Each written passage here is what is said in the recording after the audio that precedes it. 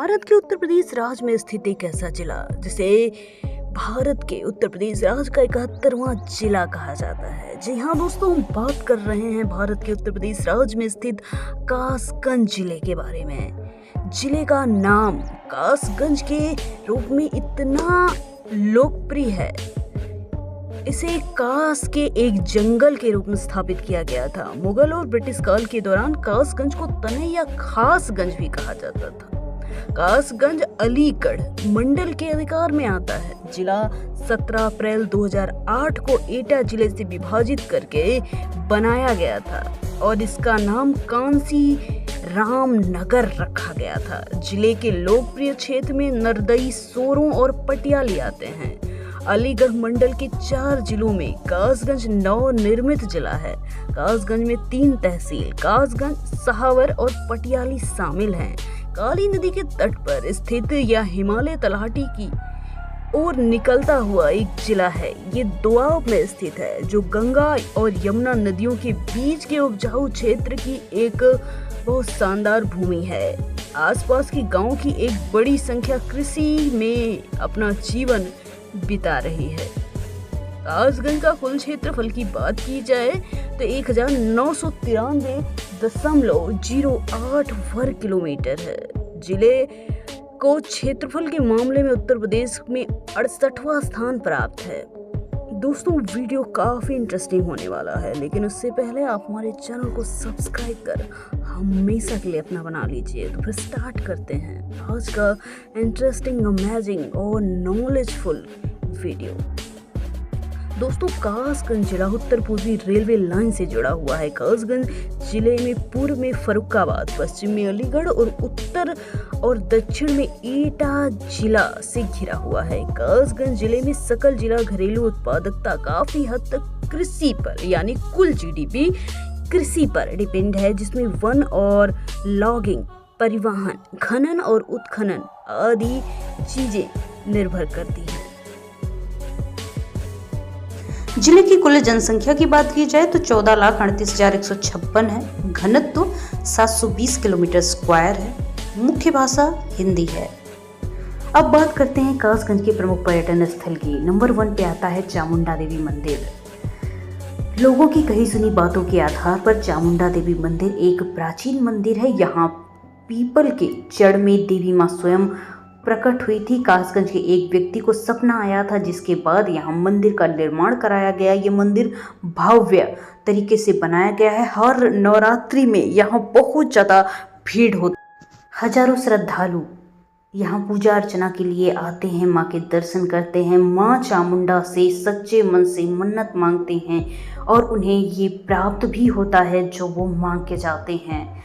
सड़क के पास में ही एक द्वार बना हुआ है, जिससे आप मंदिर में प्रवेश कर सकते हैं। यहाँ पर श्रद्धालु की हर परेशानी का निदान माता स्वयं करती हैं।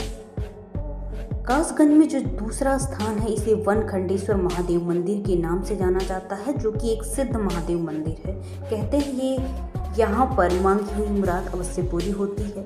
लेकिन इस मंदिर की कहानी बेहद दिलचस्प है। कलयुग में भगवान भोलेनाथ जमानत पर हैं। जी हाँ, आपको शायद जानकर ये हकीकत चौंका दे, लेकिन ये हकीकत है। कलयुग में भगवान को भी जमानत लेनी पड़ी। कासगंज के सोरू ब्लॉक के गांव में फरीदपुर में वन खंडेश्वर महादेव का किस्सा कुछ इसी तरह का फेमस है। वन खंडेश्वर महादेव को प्रसिद्ध महादेव के तौर पर जाना जाता है। यहाँ पर भक्तों के द्वारा जो भी मुराद मांगी जाती है अवश्य पूरी होती है। आपको जानकर हैरानी होगी कि यहाँ के शिवलिंग को लाने के लिए गांव वालों ने अलीगढ़ की कोर्ट में 8 लाख रुपए जमानत दी थी। आइए जानते हैं पूरी कहानी। बबूल के पेड़ की जड़ से प्रकट हुए थे वनखंडेश्वर महादेव।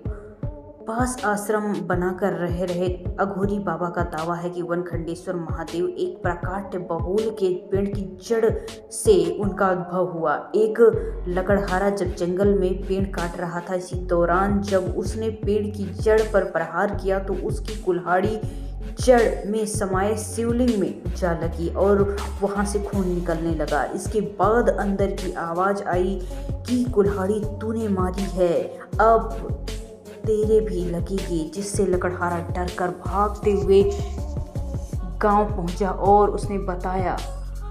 गांव वालों ने पूरी बात सुनी। इसके बाद खुदाई हुई, जहां शिवलिंग बाहर निकला। वनखंडेश्वर महादेव की उत्पत्ति हुई। इसके बाद 40 साल पहले चोरी हो गया शिवलिंग। 40 साल पहले 26 फरवरी 1973 को 9 चोरों द्वारा वनखंडी शिवलिंग को चुराकर अलीगढ़ ले जाया गया।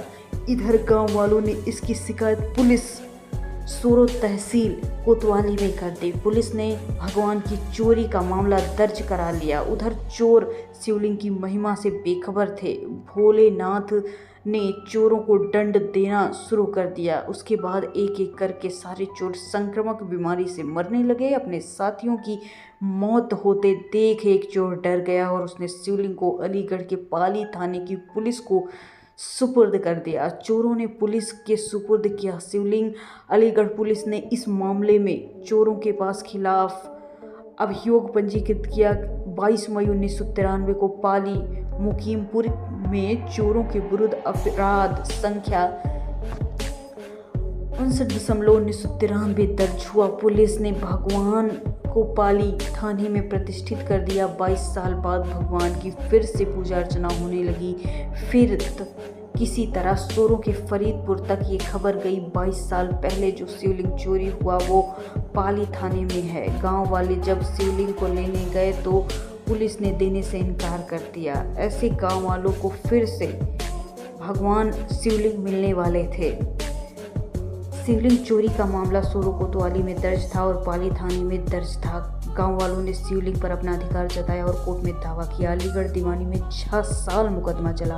अंत में ग्रामीणों की पैरवी और भगवान भोलेनाथ की इच्छा से शिवलिंग अलीगढ़ के पाली थाने में ग्रामीणों के सुपुर्द कर दिया गया। इसके साथ कोर्ट ने शिवलिंग के एवज में 8 लाख रुपए की जमानत राशि मुकर्रर कर दी। ग्रामीणों ने चंदा इकट्ठा कर 8 लाख रुपए जमा करके कोर्ट में बतौर जमानत भगवान को एक बार फिर से वापसी करवाई। वनखंडी में फिर से प्रतिमा को स्थापित कर दिया और बाबा भोलेनाथ का आशीर्वाद पूरा गांव अब बसा हुआ है।